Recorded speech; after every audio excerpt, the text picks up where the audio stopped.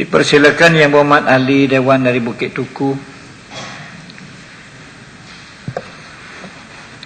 Yang Berhormat Datuk Speaker, saya mohon mendapat jawapan soalan saya nombor 17. Oh, Datuk Speaker, projek ini telah pun dibatalkan oleh kerajaan.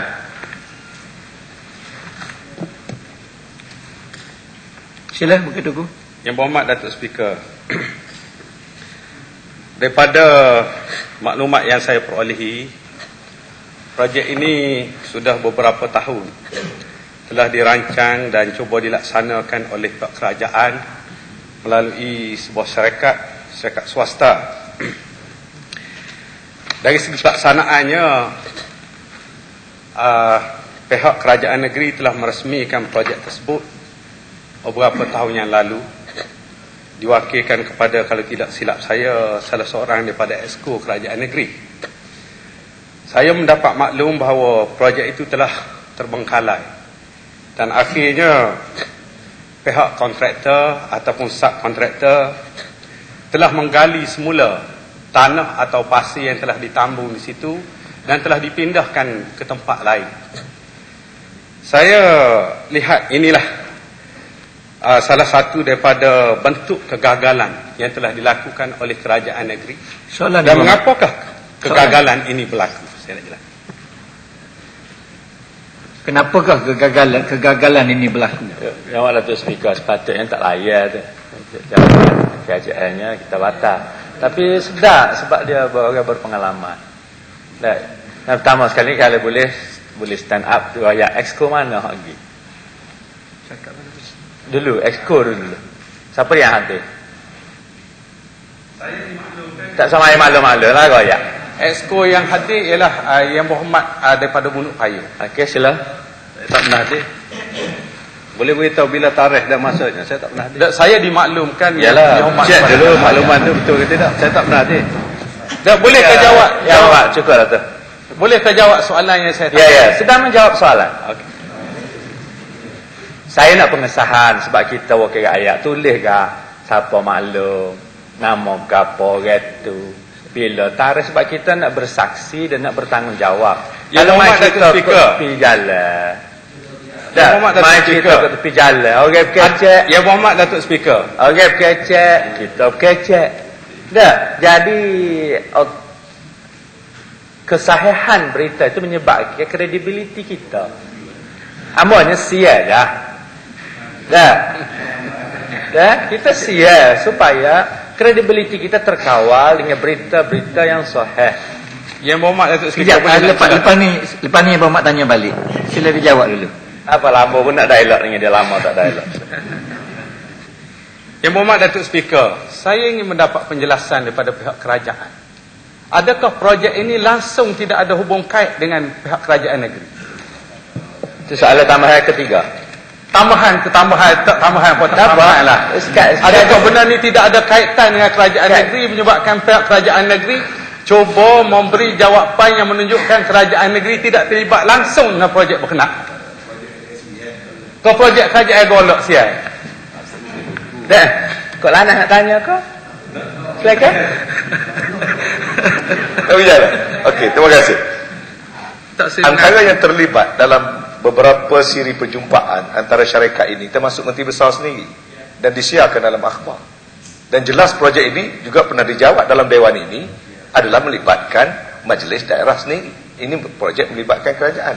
Yang nak susuk pucuk, nak kambuh lepas berak ni apa bahasa? Apa soalan?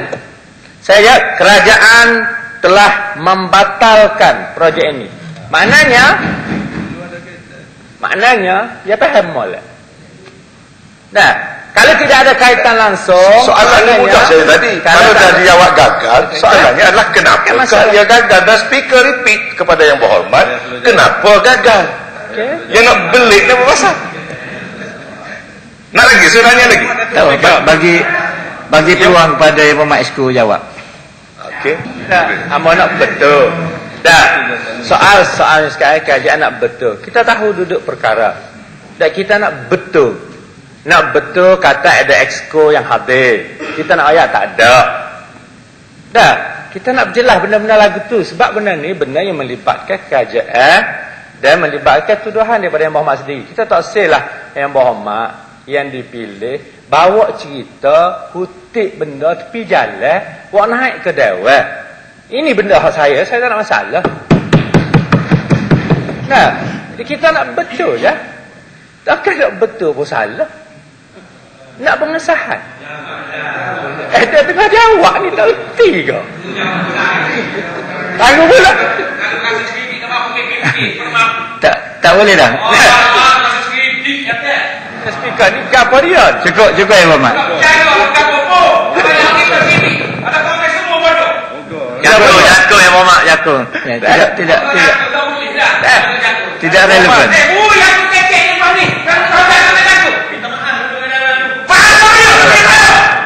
Tidak relevan.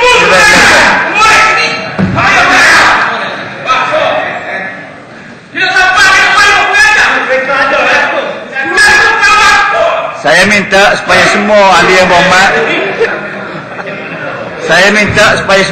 Berhormat duduk. Okey. Duduk di tempat masing-masing. Yang Berhormat. Okey. Okey. Sila duduk. Sila ambil tempat masing-masing. Yang Berhormat. Sila duduk.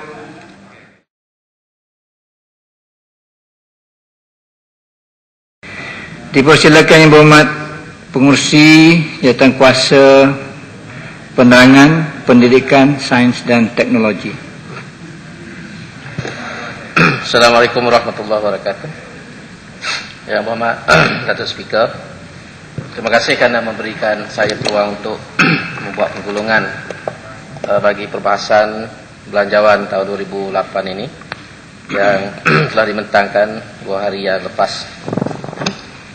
Saya terlebih dahulu mengucapkan terima kasih kepada ahli-ahli yang telah berucap membahaskan belanjawan ini. Pertamanya ahli-ahli yang telah menyentuh tentang portfolio saya, iaitulah pendidikan secara khusus. Segala pandangan-pandangan, saranan dan juga cadangan-cadangan insya-Allah dicatatkan dan akan diberikan perhatian,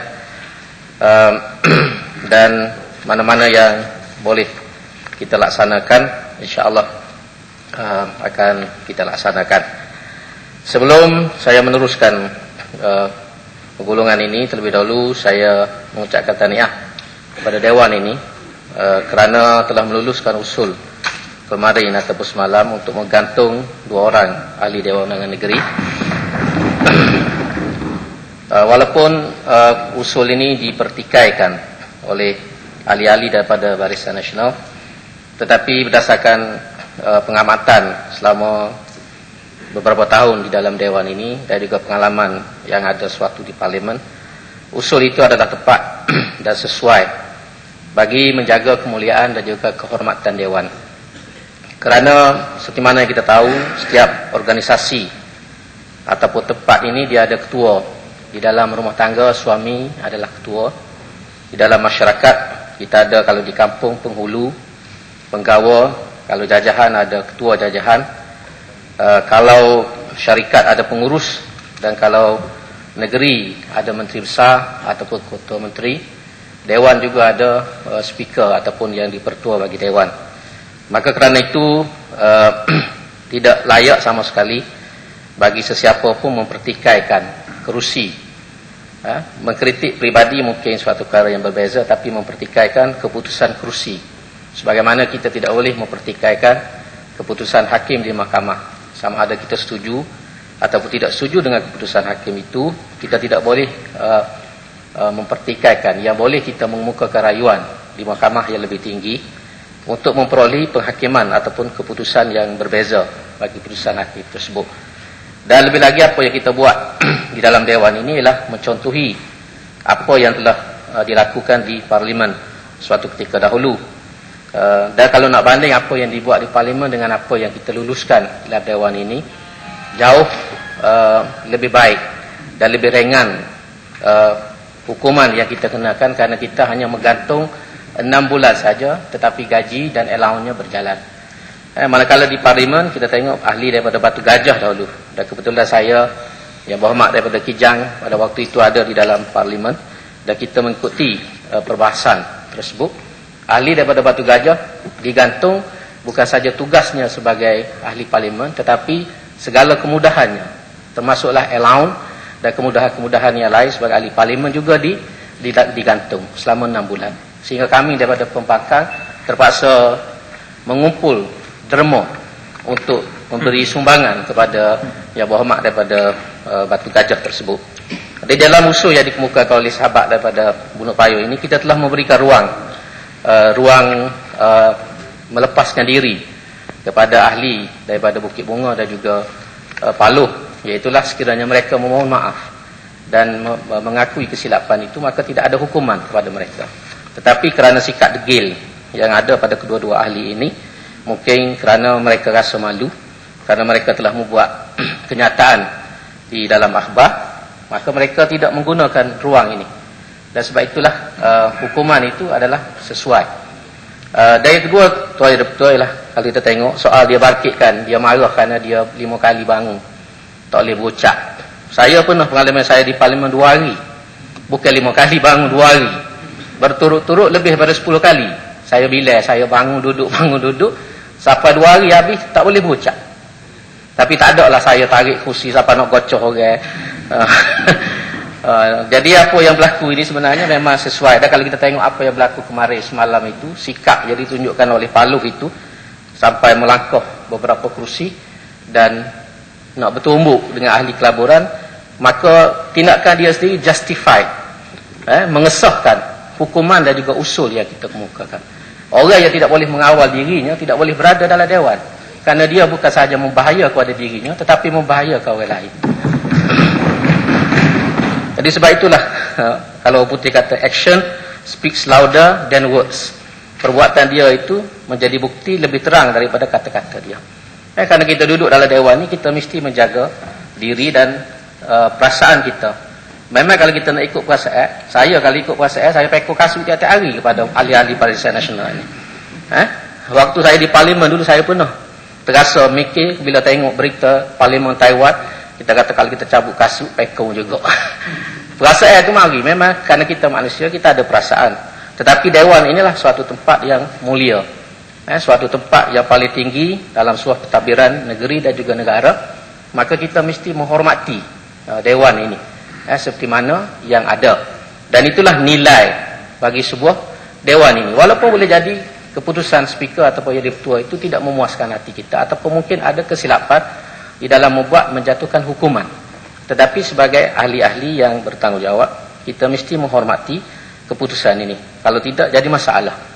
Dan apa yang berlaku ini sebenarnya merupakan manifestasi daripada sikap Pembangkang ini sendiri, yang memang daripada awal lagi. Boleh jadi kerana mereka menang banyak kerusi pada waktu itu, 21 kerusi, mereka merasakan mereka hebat, mereka kuat dan mereka boleh menggegarkan dewan ini. Sebab itu bila dia masuk, kita tengok bermula dengan kata-kata yang tidak terkawal. Banyak kalau saya catik ni perkataan-perkataan yang tidak patut dikeluarkan di dalam dewan ini, walaupun dalam keadaan marah sekalipun.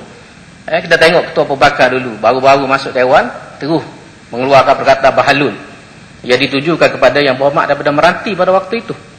Dan lepas pada itu, dia menggunakan perkataan barwa ditujukan kepada yang berhormat daripada Kota Lama. Dan kemarin pula dia menggunakan perkataan bullshit. 2 kali dia sebut bullshit ditujukan kepada yang berhormat daripada Kota Lama. Apa ni? Bunuk Payung. Dan menghina Bunuk Payung ini dengan perkataan third class lawyer. Lawyer kelas 3.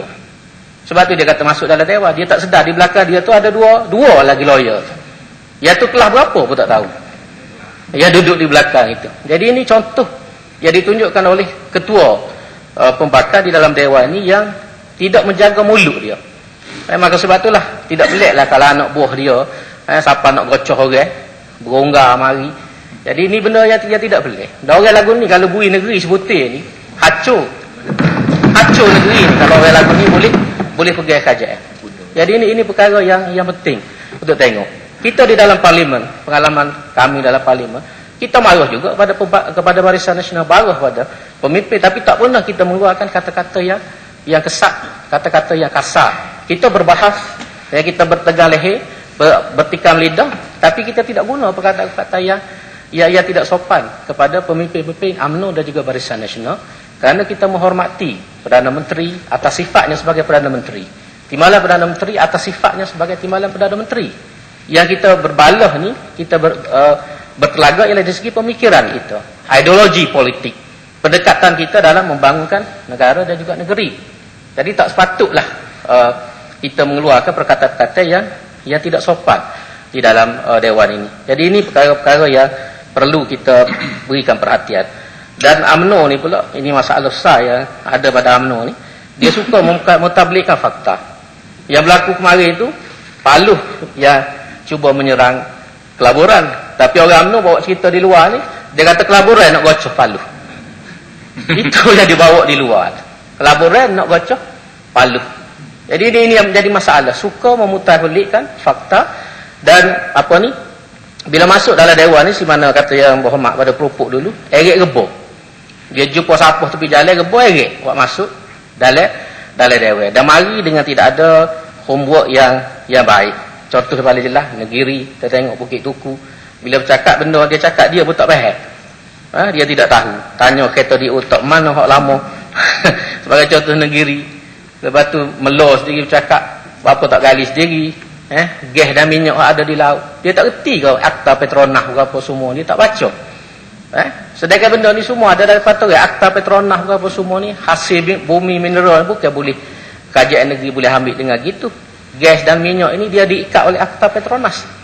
Kalau boleh gali, lama dah kita gali. Kalau kita boleh gali sendiri.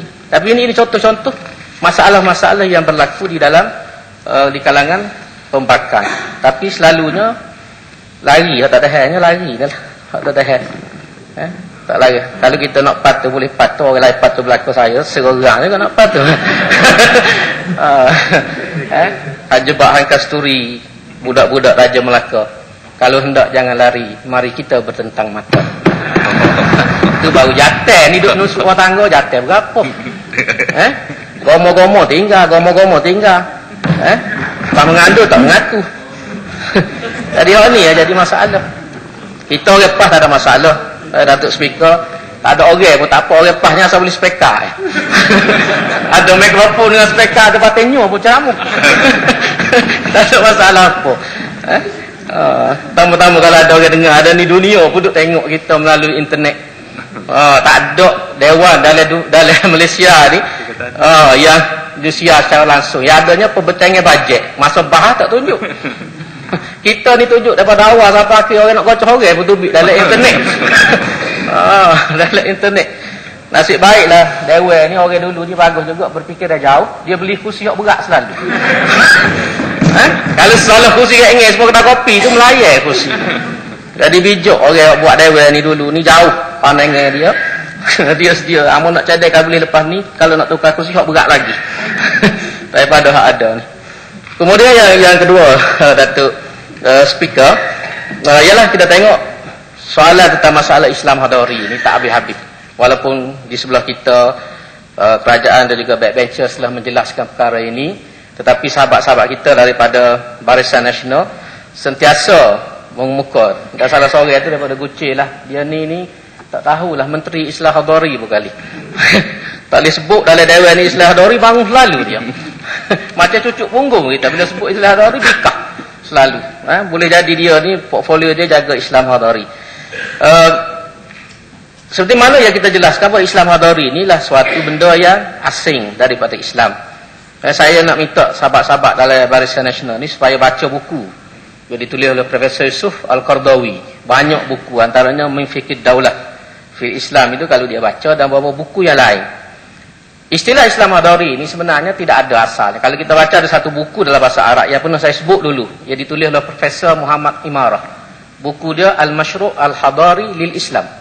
Itu asalnya. Daripada buku itulah, perbincangan daripada buku itulah tubik kata istilah Islam Hadari. Dan Islam Hadari ini semua orang tahu tak kena. Di segi tata bahasa Arab, dari segi konsepnya sendiri bercanggah dengan agama. Dan perkara ini dikritik bukan saja oleh kita di dalam PAS, Tetapi juga banyak orang-orang cerdik yang lain. Antaranya Ketua Pengarah IKIM sendiri, Profesor Dr. Syed Ali Taufik Al-Atas sendiri, dalam tulisan dia dalam The Star sendiri, tahun lepas tak silap saya, kalau kita rujuk dalam The Star tahun lepas, dia sendiri menulis dan dia mempertikaikan penggunaan perkataan Islam Hadari. Boleh cari artikel ni dalam The Star. Dia mempertikaikan pengguna Islam Hadari itu sendiri kerana tidak tepat, tidak betul. Kalau nak guna juga, cadangan dia ialah gunalah perkataan pendekatan Islam Hadari. Itu lebih baik daripada perkataan Islam Hadari. Dan sebab itulah sekarang ni UMNO di Kelantan terutamanya bercakap pendekatan Islam Hadari. Selepas kita tegur, kita perbetulkan perkara ni dan ditegur oleh orang lain, dia tukar sekarang ni, dia sebut manhaj Islam Hadari. Asal dulu Islam Hadari. Ini dia masalah dia. Jadi muncullah kita tegur dan orang-orang yang cerdik ni tegur. Kalau tidak, duduk dalam keadaan jahil dan melakukan perkara yang salah. Walaupun kita boleh berujuh lagi, kita boleh bahas istilah pendekatan Islam Hadari ini masih boleh diperbahaskan.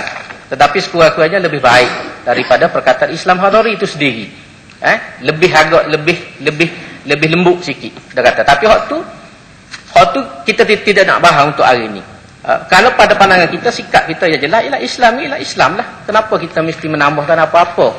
Sebab bila kita menekankan soal tamadun dalam Islam, seolah-olahnya Islam yang dibawa oleh ulama selama ini, yang dipahami semenjak berkurun-kurun oleh generasi ummah ini, tidak tepat. Syed Qutb Allahyarham Syahid Syed Qutb dalam bukunya Ma'alim fi Tariq, salah satu tajuk buku tersebut ialah dalam bab dia ialah Al-Islam wal Hadara. Islam sendiri adalah merupakan tamadun. Jadi sebab itu tak perlu kita nak kata Al-Islam Al-Hadari. Kerana Islam itulah suatu perkataan yang merakumi ke semua. Supalah kalau kita kata nasi kerabu. Nasi kerabu, dia bila sebut nasi kerabu, dalam tu ada ular, ada sambal, ada ikan, ada belakang nasi kerabu. Tu sifat nasi kerabu. Pak budu pun ada dalam nasi kerabu. Jadi tak benar kalau kita kata nasi kerabu budu. Itu contohnya. Jadi seolah tak ada. Sedangkan perkataan nasi kerabu itu sendiri adalah suatu perkataan yang jamik dan manik. Dalam istilah bahasa Islam itu sendiri adalah jamik dan manik. Merakumi, tak perlu kita nak kait dengan ruh, Islam ruhi, Islam siasi, Islam hadari, Islam ijtimai. Semua ni tidak tepat. Sebab Islam ni satu saja. Sebab tu Nabi dibawa Islam tu satu. Hadarah ini, tamadun ialah hasil ataupun natijah terakhir daripada penghayatan Islam dalam masyarakat. Bila masyarakat ni bermula dengan individu, rumah tangga, masyarakat dan negara mengamalkan Islam dalam semua aspek kehidupan, maka terbentuklah Al-Hadarah Al-Islamiyah. Tamadun Islam itu akan terbentuk apabila manusia menerima Islam sebagai satu sistem hidup, mengamalkan Islam ni secara komprehensif, secara menyeluruh. Pada waktu itu kita akan melihat aspek ketamadunan ini menjelma. Tapi bila kita sebut tentang tamadun dalam Islam, tamadun Islam ni bukan hanya soal bangunan, soal apa. Islam ni membina tamadunnya dengan cara dia yang tersendiri. Kalau kita baca buku yang tulis oleh Muhammad Asad, seorang Austria yang masuk Islam, nama asal dia Leopold Weiss. Dia masuk Islam, tukar nama Muhammad Asad. Dia tulis buku, tulis tafsir Quran, Al-Islam ala Muftariqit Tariq, macam-macam buku dia. Kalau kita baca, dia telah menjelaskan aspek tamadun ini daripada perspektif Islam. Maka sebab itu kita tak boleh terima. Bagi kita perkataan Islam Hadari ataupun manhaj Islam Hadari ni suatu benda yang asing. Tapi kawan-kawan kita dalam Barisan Nasional cuba mempertahankan perkara ini dan menyandarkan benda ni dengan ulama ni. Memang kita akui di dalam UMNO ada juga ulama yang balik pada Mesir, yang balik daripada Jordan. Kita tahu daripada segi ilmu mereka ini boleh kita panggil ulama dalam konteks semasa. Tetapi soal betul salah ni kita tak boleh bergantung kepada orang. Benar ataupun salah bukan ditentukan oleh manusia. Saya sendiri tidak boleh menentukan benar atau salah. Sesiapa pun tidak boleh menentukan benar atau salah. Kebenaran ini ditentukan hanya oleh Allah Subhanahu wa taala. Sebagaimana Tuhan kata dalam Al-Quran, "Al-haqqu mir rabbikum fala takunanna minal mumtari." Kebenaran itu datangnya daripada Tuhan kamu. Maka jangan sama sekali kamu termasuk di dalam golongan orang-orang yang ragu, kata Tuhan. Al-haq itu, ini bukan al-haq UMNO duk sebar tu, itu al-fitnah. Bukan al-haq. Al-haq inilah kebenaran itu datangnya daripada Tuhan, bukan manusia yang menentukan kebenaran. Maka sebab itu kalau kita nak tahu mana betul, mana salah, kita tak boleh nak sandar pada si anu bin si anu. Orang ni tidak. Tapi kebenaran itu mestilah disandarkan kepada neraca yang sebenar, iaitu Al-Quran dan sunnah Rasulullah sallallahu alaihi wasallam. Kalau kita nak sandar kepada orang, masalah besar. Sayyidina Ali karramallahu wajhah, waktu dia berperang dengan Muawiyah di Siffin, sebelum peperangan berlaku, salah seorang sahabat Ammar bin Yasir bertemu dengan Sayyidina Ali. Dia bertanya, wahai Ali, di sebelah sana Muawiyah, sahabat Nabi dan juru tulis Al-Quran. Kamu sahabat Nabi, sepupu Nabi, menantu Nabi. Mana satu yang betul dan mana satu aku nak ikut? Ini soalan Ammar bin Yasir. Honu sahabat Nabi, Muawiyah bin Abi Sufyan. Ini kamu sendiri, sepupu Nabi, sahabat Nabi juga. Mana satu aku nak ikut? Dua-dua kata betul. Jawapan mudah yang diberi oleh Sayyidina Ali, dia kata, la ta'rifil haqqa birrijal. Janganlah kamu mengenal kebenaran itu dengan orang. Kamu tak boleh sandar kebenaran ini kepada orang. Si anu bisa tak boleh sandar kat aku, tak boleh sandar ke Muawiyah. Walakin a'rifil haqq. Tetapi kamu mesti mengenal kebenaran itu terlebih dahulu. Ta'rif ahlahu, pasti kamu akan kenal siapa yang berada dengan kebenaran. Ini asah kita dalam agama. Pah kata pah betul, amnu kata dia betul. Pah baca Quran baca hadis, amnu kata baca Quran baca hadis. Ada ulama dalam amnu. Baik, siapa nak benar, siapa salah? Sebab tu kita pah minta supaya bermuzakarah, buka Quran buka hadis. Bapa siapa sekali amnu tak berani nak buka Quran buka hadis dengan pah. Ini soalan yang paling besar. Tawaran ini sudah lama, bukan sehari dua hari, berpuluh tahun dah. Pasti menawarkan supaya duduk semeja bermuzakarah, bukan nak bahas, bukan bermuzakarah. Merujuk pada Al-Quran dan Sunnah, kita tengok siapa alal haq, siapa alal dalal. Tapi siapa hari ni pun ulama dalam amnu senyap, hak jahil lagi lah senyap.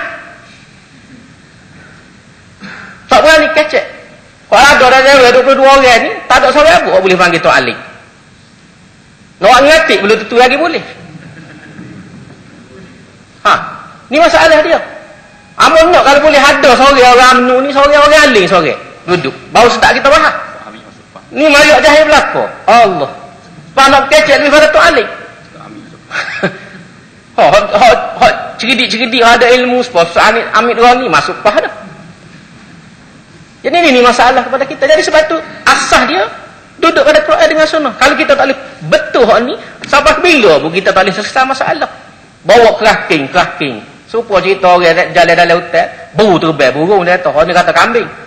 Kalau dia kata kambing, gua nak terbang. Terbang pun dah kambing dia kata.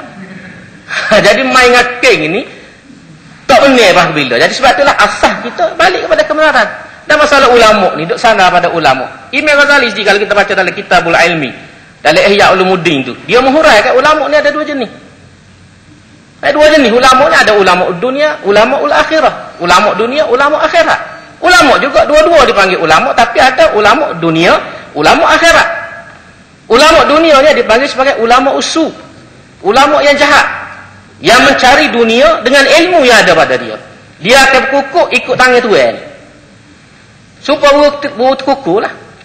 Petik jari kukuk lalu. Lagu itulah ulama dunia ni, ulama yang lambat petik jari kukuk. Pasal dia tahu lepas kukuk boleh padi. Itu benda. Jadi kita kena beza. Ulama betul, tapi ulama mana? Kategori mana? Siapa dia ulama dunia, siapa dia ulama akhirat? Saya tidak nak sebut dalam dewan ni. Kita minta sahabat-sahabat kita dalam Barisan Nasional baca buku Ihya Ulumuddin tu. Kalau tak boleh baca Arab, dalam buku Inggeris pada terjemahan Nabi Amin Faris, salah seorang profesor di Beirut University, telah menterjemahkan buku ni dalam bahasa Inggeris. The Book of Knowledge, nama buku tu, Kitabul Ilmi. Semua Kitabul Ilmi dalam Ihya Ulumuddin tu dia terjemah dalam bahasa Inggeris, The Book of Knowledge. Dia huraf belaka dalam tu. Dah boleh baca. Kalau tak boleh baca Arab pun baca Inggeris. Hak Melayu pada diterjemah. Yusuf Zaki Yaakob, Allahyarham, telah terjemah. Iya ni Indonesia pun ada orang terjemah, boleh baca. Dalam tu jelas disebut ulama dunia dan ulama akhirah. Jadi kita tak boleh nak sandar kerana orang ni adalah amnu pada ulama tak kira orang ni nak masuk neraka. Ulama orang masuk neraka pun ramai. Bacalah dalam Quran. Semalam ya Muhammad bin Demi sebut ayat tu. Orang yang Tuhan bagi ilmu fansalakha minhu. Dia lari daripada ilmu tu, fa'atba'ahu syaitan pun turut dia. Bukan dia turut syaitan turut dia. Fakana minal ghawin, termasuk dalam golongan orang yang sesat, ulama, orang lain daripada kalangan Bani Israel. Yang disebut dalam kitab tafsir nama Bal'am bin Ba'ura. Nama dia dalam kitab tafsir lama, Bal'am bin Ba'ura. Ni orang lain. Lebih halal daripada orang ada dalam Amnun lagi.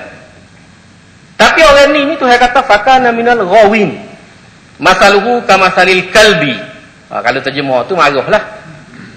Bandingannya serupa anjing, Tuhan kata. Serupa anjing, Tuhan buat bandingnya serupa anjing. Kalau kita Allah makan dia jelek juga. Tak ui pun jelek semacam. Tu nak ayat buruknya Tuhan buat bandingnya. Seorang orang lain. Kita baca dalam hadis.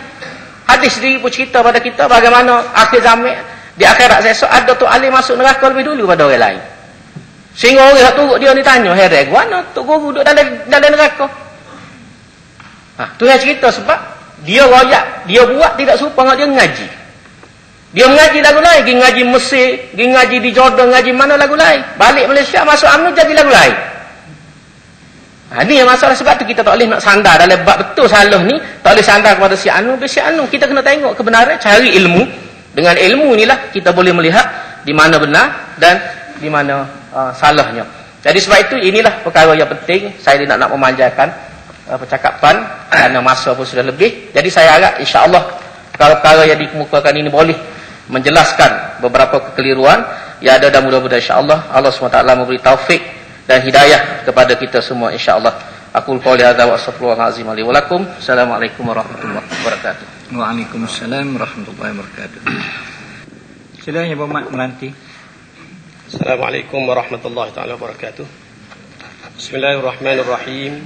Qala Allah Ta'ala walladzina idza anfaqu lam yusrifu wa lam yaqturu wa kana baina dzalika qawama.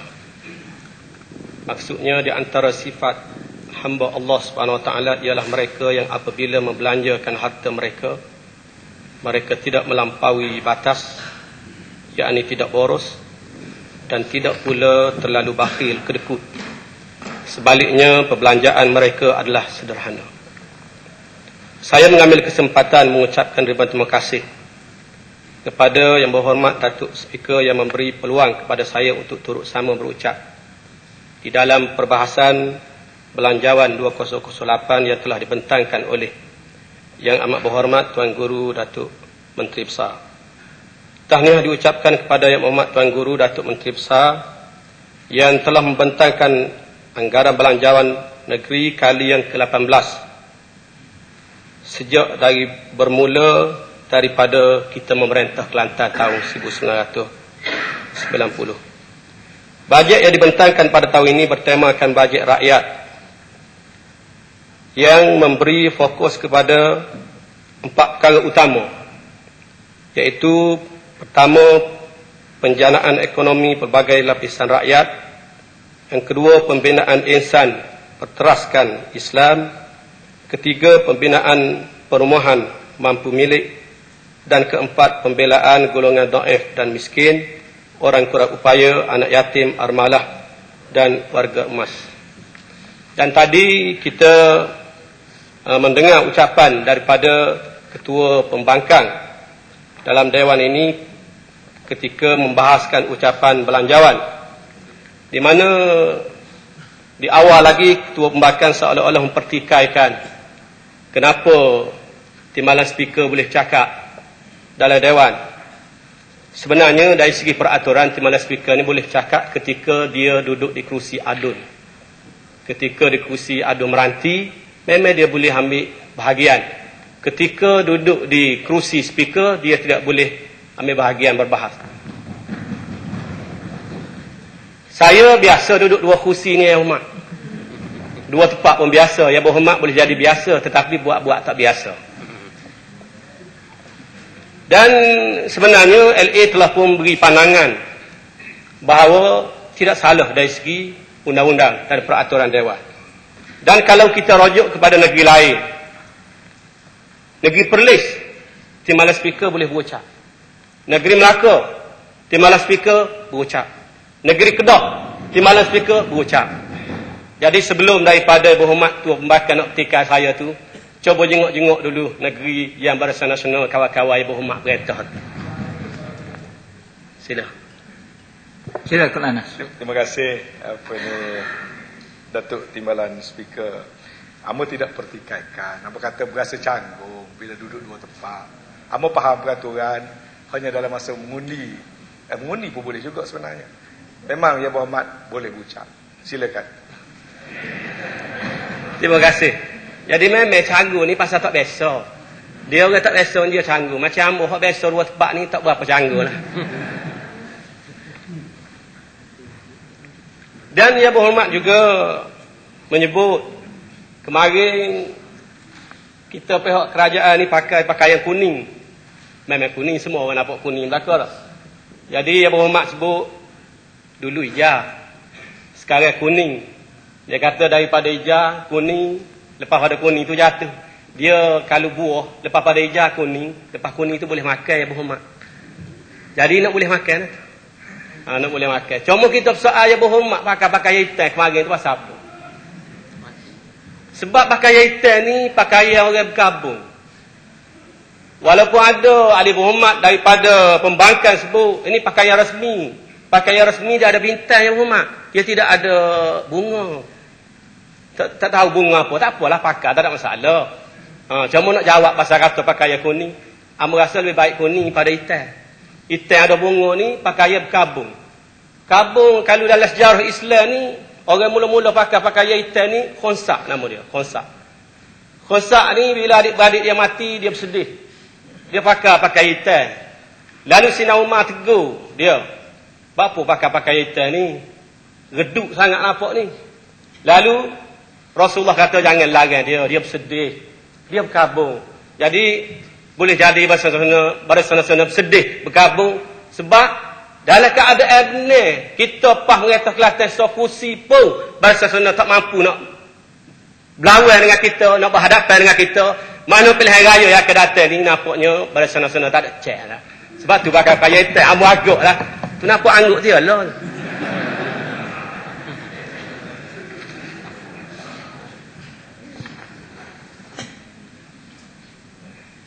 Kemudian Yang Berhormat juga sebut tentang lada rakyat. DVD lada rakyat. Lada tak ada tanah lagi pitih boleh bagi dah. Inilah kebijaksanaan kerajaan negeri. Tak ada tanah boleh pitih dah. Hak tak bijak, tanah pun tak boleh pitih ke rakyat. Itu hak bodoh. Maaflah, itu terkeluar sikit. Tidak tarik balik engkau sebut dah. Jadi patutnya bagilah kredit sikit kepada kerajaan negeri. Tak. Pasal tanah baru, sodok baru. Duit boleh bagi dah kepada rakyat. Yang miskin 200 bulan. Ada Yang Berhormat daripada Wakaf Baru. Tanya ketua pembangkang. Dia kata ada orang kaya. Kok ada kedai. Pun boleh juga lada rakyat. Dia gini, lada rakyat ni ada beberapa kaedah. Kita ambil orang miskin, satu. Yang kedua, penerokok haram. Dia terokok tanah. Bila Perbadanan Lada Rakyat ambil tanah tu, beri pada lada rakyat untuk dibangunkan, maka kita masukkan nama dia salah seorang sebagai peserta lada rakyat. Jadi mungkin dia ada kedai. Mungkin dia anak bekas wakil rakyat, mungkin. Boleh jadi, saya tak nafikan. Tak. Dan kita memang bagi kepada orang UMNO. Kawasan saya bagi orang UMNO. Cuma Yang Berhormat ada Wakaf Baru kata bagi orang PAH belaka. Bila kita beri kepada orang UMNO, dia masuk PAH. Panuak ke mana Yang Berhormat? Dia masuk PAH. Jadi kita nak marah. Mana muka kita pun nak kat orang juga. Dia asal UMNO. Bila kita beri, dia masuk PAH. Jadi betul lah. Kalau bagi kat orang PAH pun. Setelah diberi, dia masuk PAH.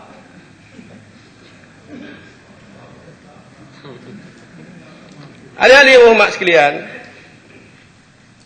Kemudian Ketua Pembangkang sebut juga tentang perumahan rakyat. Yang disebut dalam bajet ni sebanyak 15 juta. 15 juta sikit betul. Kita peruntukan kita pun sikit kita tahu. Tak kira Berhormat tak tahu. Kita ni kan miskin. Tak. Yang Berhormat pun sebut miskin. Ramah miskin Tegar Yang Berhormat sebut berapa belas ribu. Ramah betul ingat. Ramah tapi mengikut jawapan Perdana Menteri kedudukan statistik kemiskinan Tegar di Malaysia, mengikut jawapan oleh Perdana Menteri dalam Dewan Rakyat. Saya kalau orang lain dengan Perdana Menteri ni, saya pakai Perdana Menteri lagi. Banding dengan Menteri, saya pakai Perdana Menteri. Banding dengan bekas menteri, lagi saya pakai Perdana Menteri. Pada 3 bulan 9 tahun 2007, 3 bulan 9 ni, baru berapa bulan yang ni? Baru 2 bulan. 2 bulan. Kalau orang mati tak lepas edah kan? Tak lepas edah, tapi edah tu untuk hak perempuan yang hormat, hak lelaki tak ada edah. Pasal kemarin ada yang berhormat tanya nak bui kau cuti edah kepada suami yang kematian isteri. Dia edah orang lelaki ni tak ada. Orang lelaki ni bini dia ada 3 dah pun dia boleh nikah seorang lagi. Apa tak lagi kalau bini seorang supaya berhormat. Lagi boleh kahwin, tak payah edah hormat. Tak payah bini mati boleh. Tak ada apa-apa. Tapi orang laki-laki yang wajib beredah ni ada 2 keadaan. Yang pertama wajib beredah, dia berkahwin pak. Dia berkahwin pak, kemudian dia cerai salah seorang. Dia nak kahwin lagi satu tu kena habis edah baru boleh. Sebab dalam edah tu dia kira boleh rajuk wal, dia kira isteri. Kalau dia benar tak berkahwin jadi bini 5 dia. Ni yang berhormat kalau pasir ni kalau kamu sebut gitu dia kata pada ngajar balasah masjid. Sebab dia faham dia lepas dia politik suku kamu suku. Sungguh lah kata sungguh. Betul. Politik suku kamu suku. Betul. Jadi dia berhormat mereka cek politik tinggal agama rumah lah. Tak ada agama lah berhormat ni. Tekak terbodoh tu. Tak bodoh mana dah politik suku kamu suku. Tidak bodoh penggok. Politik suku agama suku maknanya waktu bucak soal politik agama duduk rumah. Kalau salah mati tak ada agama macam mana? Nak ke mana? Nak tanam mana tu? Politik suku agama. Ini adalah mengikut Syekh Mustafa Sabri, Mufti Kerajaan Osmaniyah Turki, memisahkan agama Islam daripada politik adalah jalan yang paling mudah untuk menjadi kafir. Mufti Kerajaan Osmaniyah Turki, Syekh Mustafa Sabri sebut. Jadi bolehlah kecek politik suku agama suku. Jadi itu yang pertama. Yang kedua, hak wajib edah kita menikah dengan kakak. Kemudian kita nak ke adik. Bila nak ke adik kita cerai kakak. Bila cerai kakak kena habis edah dulu baru boleh nikah dengan adik ipar kita. Boleh. Kerana kita kumpul 2 orang. Sekali adik-beradik tak boleh. Dalam Quran sebut wa antajma'u bainal ukhtaini. Haram kamu kumpul 2 orang adik-beradik jadi isteri kamu. Hak ni ya. Lepas tu tak payah edah lagi berhormat. Lepas pada ni buat kecek bah edah dah. Baik. Angka kemiskinan tegak. Kedudukan hak tertinggi sekali. Nombor 1 Sabah. Sabah ni ada 32,400. Ni hak Perdana Menteri sebut. Nombor 2 Terengganu 8,300. Nombor 3 Perak 5,700. Nombor 4 Sarawak 5,200. Nombor 5 Kedah 5,000. Nombor 6 Kelantan 3,600. Kelantan. Dan angka ini telah pun dijelaskan oleh pihak Esko. Tapi waktu tu yang berhormat ketua pembakar tak hadir dewan. Hari ni alhamdulillah ketua pembakar hadir. Dan ketua pembakar boleh tengok gelagak anak buah dalam dewan macam mana tadi. Saya nak patung sikitlah. Pasal ketua pembakar pun patung. Matahari semakin tinggi, perut bucik cepat lapar, terus makan ubi badak. Endah sungguh bersokok tinggi, malam sedikit mulut celopar, menenda-nenda seperti budak.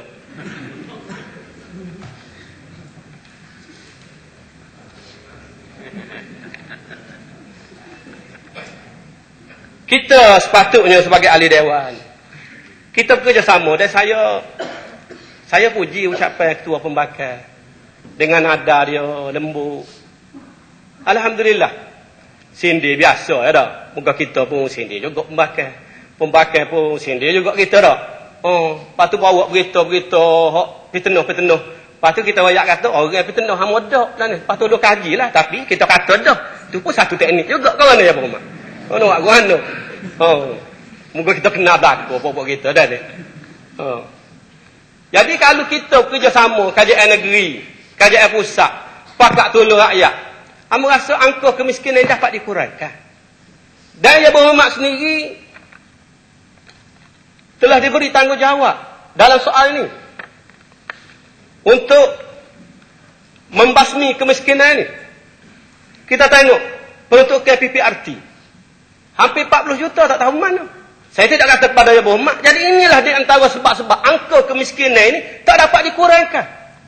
Ini masalah. Kalau kita tengok bukti-bukti penyelewengan PPRT sebagaimana didedahkan oleh laporan Ketua Audit Negara tahun 2000. Ketua Audit Negara tegur kita bukan kerana seleweng. Ni, hak penyelewengan. Program pembangunan rakyat termiskin. Semakan audit mendapati panduan-panduan yang dikemukakan oleh KPLB berhubung perancangan tidak dipatuhi sepenuhnya oleh pihak-pihak terlibat. Jawatan kuasa PPRT di peringkat negeri dan daerah tidak begitu terlibat dalam perancangan projek.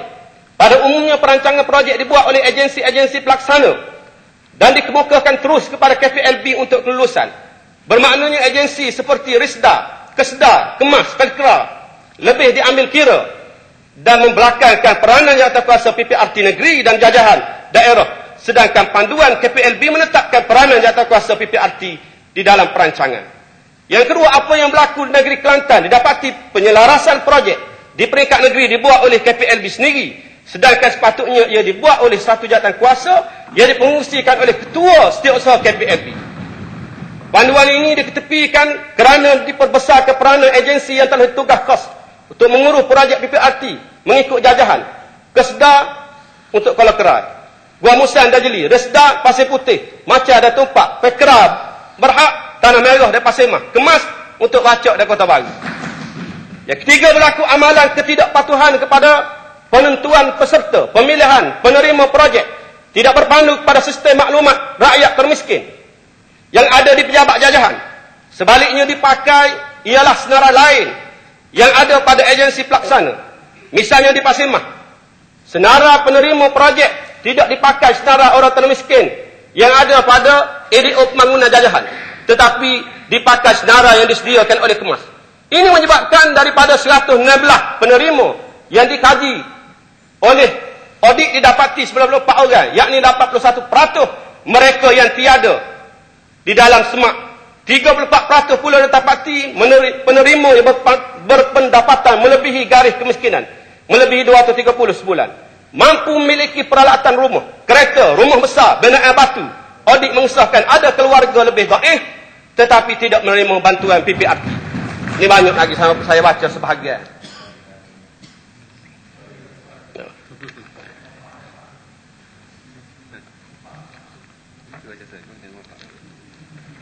Kemudian Yang Berhormat sebut masa ucapan titah lagi sebut dah perbelanjaan kita defisit. Di mana kita akui kita ni miskin. Memang kita akui kita miskin. Dan bajet tahun ini lebih rendah daripada bajet tahun lepas. Ini makna kita bajet bukan kerana pilihan raya. Kita bajet mengikut kemampuan kita. Orang tua kata kalau nak melakah kena tengok kain sarung kita seluas mana. Ni kekeng kepada kain sarung ni. Kalau tidak kain sarung soyok, jawab dia kekeng kita soyok. Nah, jadi masalah defisit ni biasa ya. Negeri-negeri lain pun berlaku defisit juga. Tambahan pula negeri kita, negeri yang diperintah oleh PAH. So negeri ni kita merintah.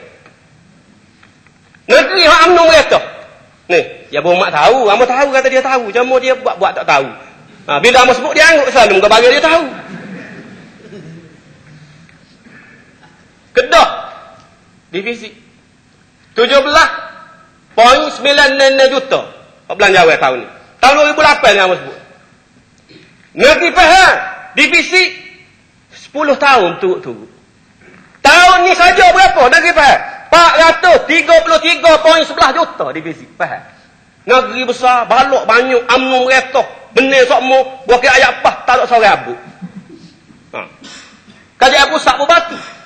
Perlis defisit juga 60.82 juta. Ni tahun 2008 ni baru betul.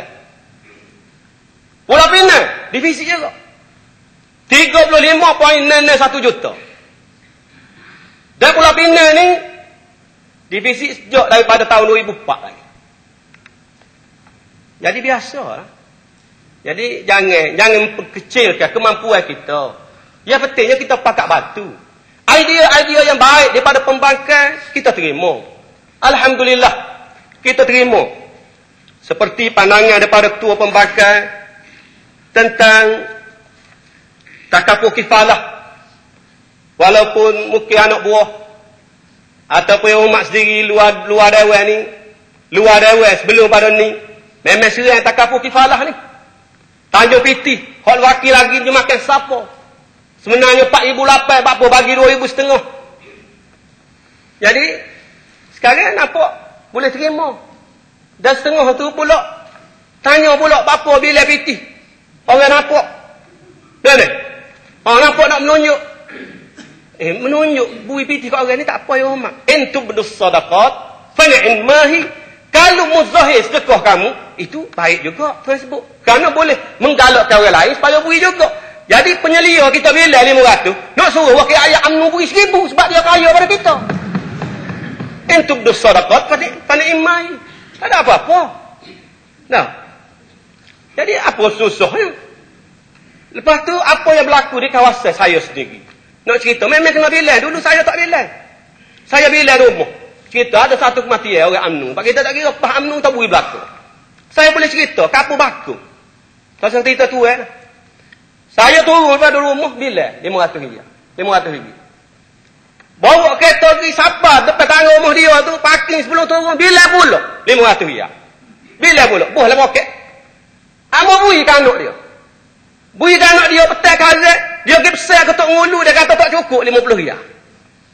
450 dia kata. Ni perangai dia tak tahu lah dia makan ke dia ke. Tak apalah, amo kata dah tak cukup, amo tambah 50 ringgit. Jadi amo nasihat kepada orang kita ni, kalau rumah UMNO lebih-lebih lagi kena bilang tinggi. Sebab dia tak boleh stikar. Kan tidaknya kata tak cukup 50, tak cukup 100. Jadi ngibah bolok lah kita. Kita 2 kali bilang tu. Ya rumah UMNO, perhati molek benda-benda ni. Sebab ya rumah UMNO bakit benda ni. Kita dah jelaskan bahawa yang kita bagi 2,500 kerana takaful ni, saya tak takaful ni, dia bayar pampasan. Orang yang umur 60 tahun ke 70 tahun, memang dia bagi 4,800. Umur 71 sampai 75 tahun, dia bagi pampasan 1,500 je. Umur 75 ke atas, dia tak bayar siapa. Jadi kerajaan negeri, bayar. Bayar locong. Kira locong. Bila kira locong, mati kita bagi 2,500 belakang. Tak kira umur berapa. Tak kira apa, tak kira UMNO. Tak kira Cina, tak kira Melayu. Sepatutnya kerajaan pusat kena fikirlah satu kaedah supaya boleh bagi juga kepada semua rakyat. Ni dia rakyat bagi pada orang UMNO. Pas kita tanya pitih mana pitih UMNO. Banyak pitih UMNO tuan-tuan. Banyak. Amo pun terkejut dia ambil mana. Dia boleh bagi. Dia kata kerajaan negeri ambil, orang faham ambil duit kerajaan. Betul duit kerajaan. Tapi kita bagi pada semua rakyat. Kita dia kata kita bagi kepada orang UMNO. Tapi duit UMNO. Kaya lah UMNO. Tak apalah. Tak. Yang ambil pitih mana tu amo pun tak tahu pitih mana. Tapi di antara duit hak ilangnya duit PPRT hak ilang. Hak ilang siapa dia ambil tak tahu. Tapi UMNO ni kaya tuan-tuan. Tak. Jadi saya nak cadarkan kepada yang Mak Ketua Pembakar supaya bawa usul kepada kerajaan pusat supaya bagi semua sekali rakyat. Tak suruh guna duit UMNO lah. Kalau ada buat jabat UMNO. Tak apa, buatlah. Buat jabat UMNO. Ambil duit kerajaan pusat bagi. Bagi kalau tak setiap banyak, tersibui banyak pada kerajaan negeri bagi 2,500, muka kita kaya, bagi 5,000. Tak. Jadi bila berlaku kematian, rakyat akan boleh. Hak kerajaan negeri 2,500, kerajaan pusat 5,000, muka dia kaya. Kan ni? Boleh 7,500 dah. Ni tak kita bagi 2,500. Dia kau duk marah kita bagi kis bila bitih akak. Kau duk marah.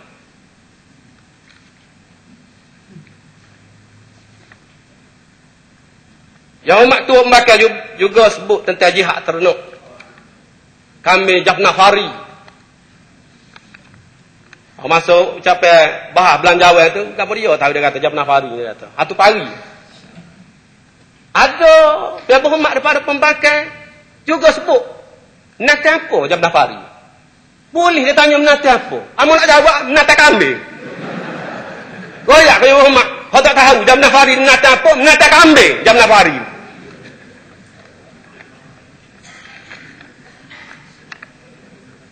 Yang hormat kata sikit tahun ni peruntukan untuk beli untuk jihad ternak Jabna Fari ni 300,000. Memang sikit betul. Amo buat akui. Tapi kita buat tahun lepas lagi. Tahun lepas ya berhormat.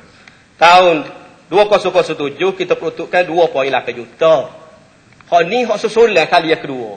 Sebab kita beri kepada rakyat, kita bukan bui terus. Kita bui sistem power. Kita bui ke dia. Kita bui kami Jabna Fari, kami tendo. Kami jateng kita tak bui.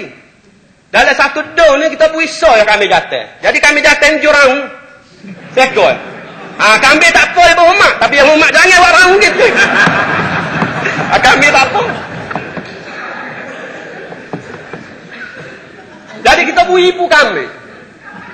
Jadi bila ibu kami ni beranak. Tak. Anak ni besar lepas nyusu. Anak ni kita ambil kita bui ke orang lain pula. Kita bawa ke orang lain. Ibu tak ambil ke dia. Bila dia pelok, boleh cucu. Dia bui pula. Anak ke orang lain. Ambil cucu ke dia. Tu istilah yang mudah faham lah. Tak, lagu tu. Jadi, hak 3,000 ni sikit ni, hak susulan. Hak tambahan, hak sedia ada dah. Hak sedia ada. Tak mampu ya hormat. Alhamdulillah. Tu cara. Bukit tu aku nak ikut mana? Kamu nak tanya. Dia tak berapa ngambau bukit tu aku. Tak. Pasal ambo ingat kena kamu pun nak gelak lain. Boleh minta lalu sikit? Boleh. Alhamdulillah lah. Dapat jelas sikit lah dengan penjelasan tu. Sebenarnya Malik jadi esko. Mana tak akak jadi esko. Ambo pun tak berakhir jadi esko ni. Ambo nak timbal speaker. Pasal boleh pecek boleh duduk denu. Nak tanya sikit. Patutnya apa yang tanya esko. Tapi tak apalah. Nampak yang memang ada fakta tu. Jadi kalau nak beli tambah tadi tu dengan 300,000, hak dirun cenok 1,000 lebih tu adakah hak kerajaan ke ataupun masih hak syarikat? Ya. Hak dirun cenok tu hak syarikat, tidak hak kerajaan. Hak akademi keluarga bahagia. Memang hak ni hak ada hak naik mahkamah tu ni lah. Tapi selesai dah ya Muhammad. Selesai benar akademi keluarga bahagia. Benar dia. Benar dia tu makna mahkamah kata betul dia lah ya Muhammad. Akademi Keluarga Bahagia ni badan kerajaan ke ataupun syarikat maksudnya? NGO. Akademi Keluarga Bahagia ni tak sesuatu awalnya. Alah bagi bahagia, tak sesuatu awalnya. Orang soal dia bagi cakap ya Bapak. Ayo baru tu. Bagi bahagia ni ambo penuh ya berhormat penuh. Kalau nak soal bagi cakap. Tu. Tapi tanya kan? Dia dah betul lah jawab Boleh tanya sikit lagi? Tak ada, kita nak bahagia. Duduk. Tak apa, duduk lah. Dia tak apa.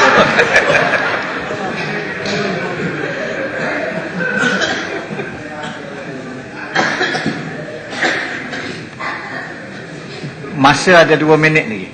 2 minit. Tak banyak lah 2 minit. Kemudian kajian juga ambil berat kepada armalah, anak yatim, orang miskin. Ini saya ucap terima kasih kepada kerajaan. Dan kalau keuangan kita kukuh, amu agak tambah lagi lah. Hal tunsaruna wa turzakuna illa bidu'afaikum. Bukankah kamu diberi pertolongan dan juga rezeki oleh Allah kerana adanya orang-orang yang lemah di kalangan kamu, ia kamu beri pertolongan kepada mereka. Akhirnya teluk banding kekemahan, daun nangka tepi serambi, berunding dengan orang tak faham, alih disangka ke batai ubi. Burung piung terbang tinggi, burung merpati mencari sarang, kalau sombong meninggi diri, kemana pergi dibenci orang.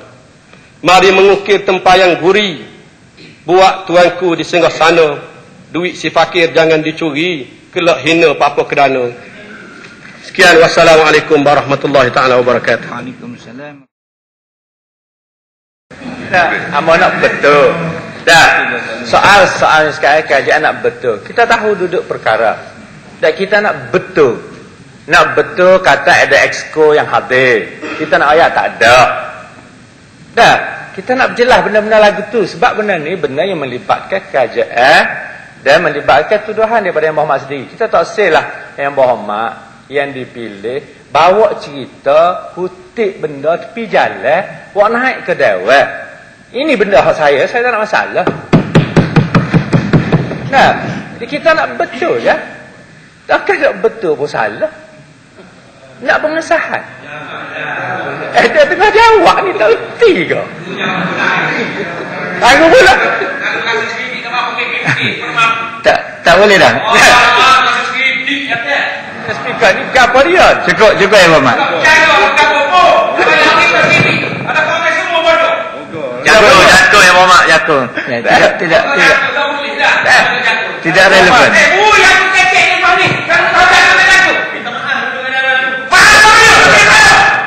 Tidak relevan.